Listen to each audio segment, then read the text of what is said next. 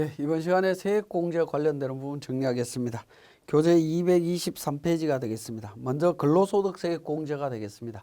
자, 근로소득세액공제는 근로소득에 대한 산출세액이 130만 원 이하일 때 근로소득 산출세액의 55%를 적용을 하고요. 130만 원 초과일 때는 71만 5천 원 플러스 산출세액의 130만 원 초과되는 금액에 30% 공제를 해줍니다. 공제 한도는 급여 수준에 따라서 74만 원, 66만 원, 50만 원으로 이렇게 한도를 두고 있습니다. 총급여가 3천만 원 이하일 때 74만 원, 총급여 7천만 원 이하일 때 66만 원 한도고요. 7천만 원 초과하는 경우에는 50만 원 한도로 되어 있습니다. 근로소득세액 공제는 우리 세무사랑 프로그램에서 자동으로 한도에 맞춰서 계산이 되기 때문에 굳이 여러분들이 기억하실 필요까지는 없다라고 보여집니다. 어쨌든 이렇게 적용이 된다라고 보시면 되겠고요. 자, 그 다음에 납세조합에 대한 세액공제 224페이지에 있습니다. 교재에 보시면 매월 징수할 때 매월 징수세액의 5% 세액공제가 일어나고요. 연말정산 시에 산출세액의 5% 하도록 되어 있습니다. 그 다음에 주택자금 차입금 이자 세액공제, 우리 장기주택 저당차입금 이자 상환액에 대한 소득공제 앞에서 살펴봤죠. 주택자금 공제할 때 살펴봤습니다. 근데 여기에 나오는 거는 주택자금 차입금 이자에 대해서 세액공제를 해주는 겁니다. 이자 상당액을 그냥 세액공제해 주겠다라고 보시면 되겠습니다. 자, 이 부분은 지금 현재는 대상되는 게 거의 없습니다. 뭐냐면 무주택 세대주 또는 1주택만 소유한 세대주인 거주자가 95년 11월 1일부터 97년 12월 31일 기간에 미분양주택을 취득과 관련해서 나온 경우입니다. 그때 차입금에 대해서 이자를 납부하고 있다면 이자액의 30%를 세액 공제를 하고 있습니다. 혹시라도 이 규정이 적용되는 분들이 있다면 적용하시면 되겠습니다. 자, 그 다음에 정치자금 기부금에 대한 부분이 되겠습니다. 자, 정치자금 기부금은 10만 원까지는 그죠? 10만 원까지는 110분의 100에 상당하는 금액을 공제를 합니다. 자, 나머지는 뭐냐면 지방소득세도 공제를 해주고 있는데 결국에는 지방소득세 포함해 갖고 10만 원까지는 전액 공제가 됩니다. 정치자금 기부금은 결과적으로 뭐냐면 본인 지출분만 공제가 된다라고 보시면 됩니다. 그래서 배우자나 부양가족 지출분은 공제 대상이 아니다라는 거 이것도 기억을 하셔야 되겠고, 그러면 10만 원 초과하는 금액에 대해서는 어떻게 되느냐? 초과액에 대해서는 해당 금액의 15% 세액 공제를 해줍니다. 물론 3천만 원 초과하는 경우에는 25% 세액 공제가 되도록 되어 있죠. 세액 공제가 일어난다.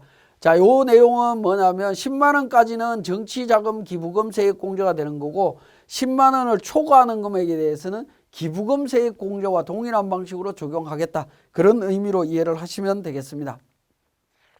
자, 그 다음에 우리 교재 225페이지에 외국 납부세액 공제 살펴보시면 되겠고, 자녀세액 공제 부분이 있습니다. 이 부분도 자녀세액 공제 관련되는 부분은 우리 사원 등록 쪽에 있는 부양가족 탭 설명드릴 때 자녀세액 공제 관련되는 부분 말씀을 드렸습니다. 그래서 그 부분 챙겨보시면 되겠고요. 기본적으로 7세 이상인 자녀에 대해서 1명일 때 15만 원, 2명일 때 30만 원, 3명 이상일 때 2명 초과 1명당 30만 원씩 세액 공제를 해준다라는 거 말씀을 드렸고, 226페이지에 있는 부분 중에 참고사항만 잠깐 말씀을 드리겠습니다. 출생입양세액 공제 관련해서 출생입양 한 자녀가 첫째일 때는 연 30만 원, 둘째일 때 연 50만 원, 셋째일 때 연 70만 원인데 출산이나 입양과 관련되는 자녀의 첫째, 둘째, 셋째를 어떻게 계산하느냐 하는 부분이었죠.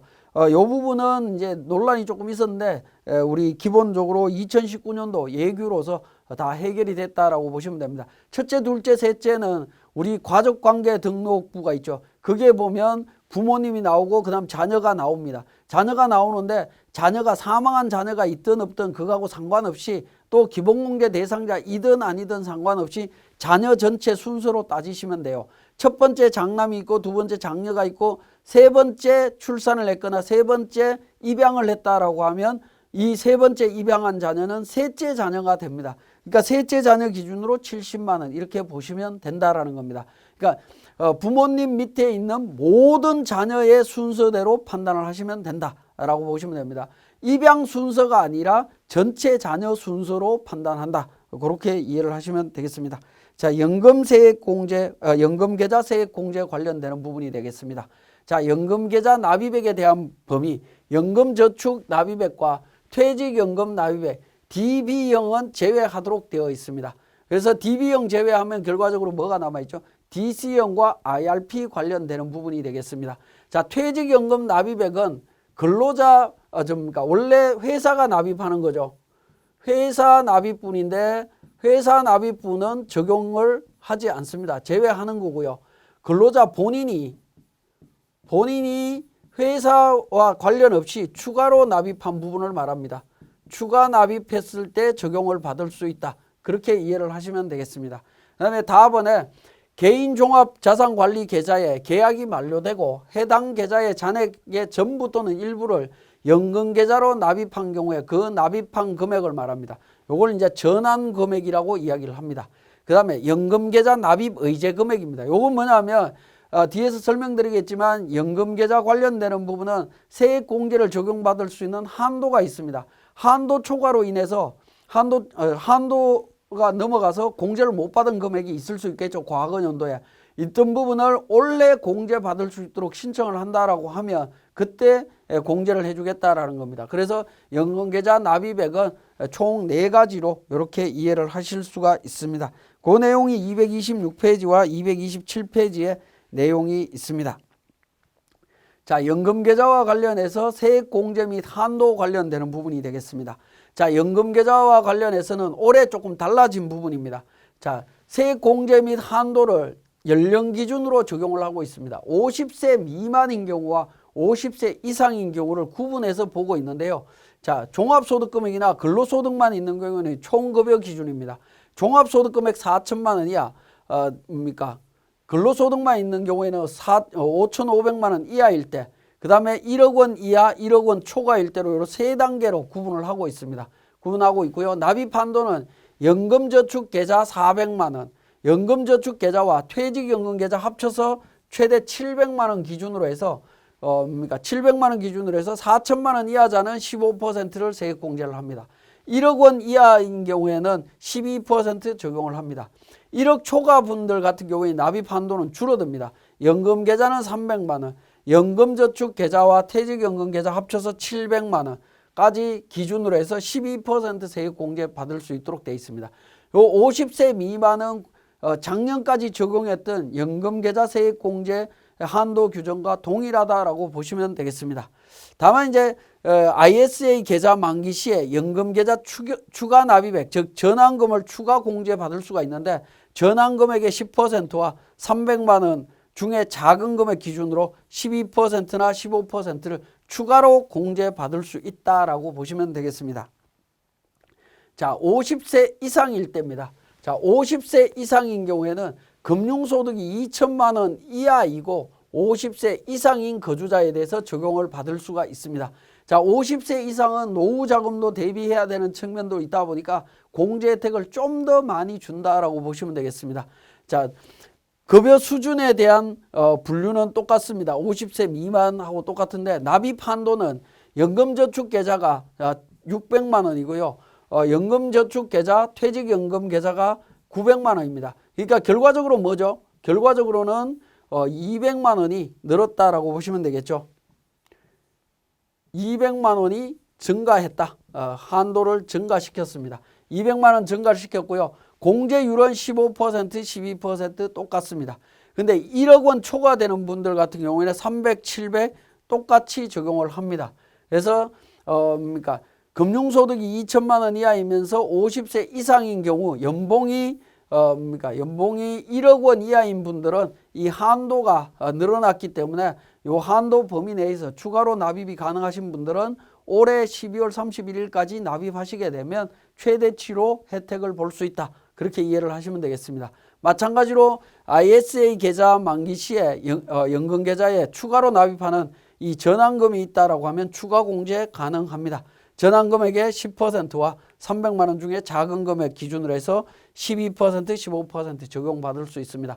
그래서 연금계좌 세액공제 한도를 적용할 때 50세 이상인지 50세 이하인지에 따라서 좀 달라진다라고 보시면 되겠습니다. 자, 그러면 구체적으로 내용을 한번 보면요. 연금 불이백을 800만 원, 연금 불이백 800만 원을 연금저축계좌와 퇴직연금계좌에 동시에 불입했을 때 세액공제 대상 금액의 변화입니다. 자, 50세 미만으로 가정하도록 하겠습니다. 예를 들어서 총 800만 원 납입할 수 있는데 퇴직연금계좌에 내가 800만 원을 전액 다 납입을 했다라고 하면 어떻게 될까요? 연금저축은 제로가 되겠죠. 한도 한 푼도 납입 안 했으니까 제로입니다. 그럼 퇴직연금은 어떻게 되죠? 800만 원 기준으로 해서 최대치가 700만 원 기준이었죠. 50세 미만이고 예를 들어서 기준을 보시면 50세 미만일 때 연봉이 5,501억 2천만 원 이하 관련해서 규정을 본다라고 하면 400과 700 기준이었으니까 그러니까 800만 원 중에 두 개 합쳐서 700만 원까지 가능하겠죠. 퇴직연금 700만 원에서 공제한도 700만 원 적용받을 수 있습니다. 연금저축 불입액에 200을 넣고 퇴직연금에 600을 넣는다라고 하면 총 800이 들어갔습니다. 그러면 연금저축 한도 400만 원까지니까 200만 원 적용이 가능하고요. 그 다음에 두 개 합쳐서 700만 원까지 가능하니까 퇴직연금 500에서 합의 700까지 세액공제를 적용 대상이 될 수 있습니다. 만약에 연금저축에 500을 넣고 퇴직연금에 300을 넣게 되면 연금저축 한도가 400까지죠. 500과 400 합쳤을 때 작은 금액 400만 원이고요. 퇴직연금과 합쳤을 때 300만 원 해서 최대 700만 원까지 적용을 받을 수 있습니다.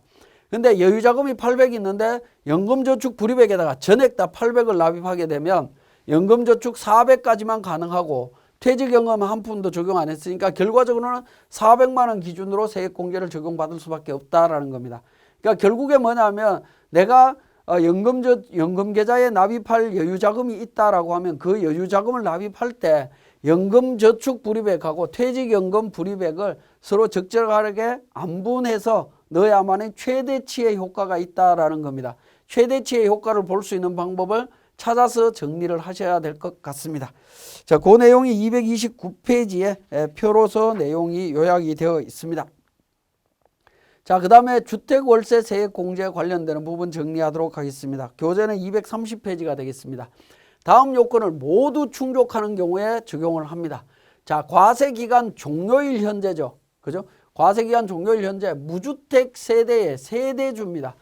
과세기간 종료일 현재 무주택 세대의 세대주가 세대주여야 되는데 세대주가 주택마련저축 등에 대한 공제를 받지 않는 경우에는 세대의 구성원 중에 근로자를 말할 수 있습니다. 기본적으로는 세대주가 적용을 받는다라는 거고요. 해당 과세 기간의 총급여 7천만 원 이하의 근로자여야 됩니다. 자, 우리 소득공제나 세액공제 이 부분 적용할 때 보면 급여 수준이 7천만 원 기준에 적용되는 기준들이 다양하게 있죠. 그 부분 잘 정리를 하셔야 됩니다. 7천만 원 이하인 근로자일 때 적용을 합니다. 해당 과세기간에 종합소득 과세표준을 계산할 때 합산한 종합소득 금액이 6천만 원 초과하는 사람은 제외하도록 되어 있습니다. 그죠? 6천만 원 초과하는 사람은 제외하고 연봉이 7천만 원 이하인 근로자만 적용을 합니다. 자, 그 다음에 국민주택 규모 또는 기준시가 3억 원 이하의 주택입니다. 주거용 오피스텔이나 고시원을 포함하도록 되어 있습니다. 이 부분을 임차하기 위해서 월세액을 지급하는 경우에 가능하다라는 겁니다. 국민주택 규모 이하 또는 기준시가 3억 원 이하의 주택. 국민주택 규모는 가액에 상관이 없습니다. 그죠? 가액에 상관이 없지만 그러니까 대부분은 대도시, 특히 서울 같은 경우에는 국민주택 규모 이하는 기준시가가 3억 원이 넘어가는 경우가 상당히 많습니다. 상당히 많지만 지방 같은 경우에는 어떻게 되죠? 국민주택 규모 이하라더라도 기준시가가 3억 원 이하인 경우가 또 상당히 많이 있고요. 또 고가주택도 기준시가가 그렇게 높지 않는 경우들도 많이 있습니다. 그래서 국민주택 규모와 기준시가 3억이라고 하는 둘 중에 하나를 충족하면 적용을 받을 수 있다. 그 다음에 실질적으로 이제 오피스텔도 많이 임차를 하고 있고 고시원에 생활하시는 분들도 상당히 많다 보니까 그 부분도 포함을 시켜주는 걸로 법을 개정을 했습니다. 자, 임대차 계약서 정서와 주소지, 주민등록표의 주소지가 같아야 된다라는 겁니다. 임대차 계약서하고 주민등록상 주소지가 일치해야만이 적용을 할 수 있습니다. 요로 왜냐하면 월세를 내면서 실제 거주하는 걸 확인하기 위한 겁니다. 근데 실질적으로 거주하냐 안 하냐를 일일이 파악하기 힘들다 보니까 계약서와 주민등록상의 주소지가 일치하면 가능한 걸로 그렇게 파악하고 있습니다. 그리고 17년 1월 1일 이후 직업본부터는 월세 계약자가 근로자 본인과 기본공제 대상자가 계약한 경우에도 적용 대상으로 봅니다. 원래는 이제 근로자 본인이 계약하고 월세를 납입해야 가능한 건데 계약은 다른 기본공제 대상자가 계약했다 하더라도 근로자 본인이 납입하는 것에 대해서 적용을 받을 수 있다라는 겁니다. 자, 그러면 이제 월세 세액 공제액이 어떻게 되느냐 하는 부분입니다. 급여 기준입니다. 5,500만 원 기준으로 적용을 하는데 종합소득금액은 4,500만 원 이하일 때입니다. 자, 총급여 기준으로는 5,500만 원 이하일 때 월세액과 750만 원 중에 작은 금액의 12%를 세액 공제해 주고 있고요.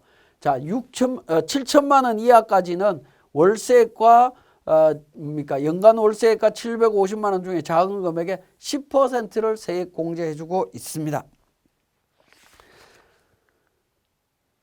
자, 지금까지 우리 기본적인 연금계좌 세액 공제 관련되는 부분과 주택 월세 세액 공제 관련되는 부분 정리했습니다.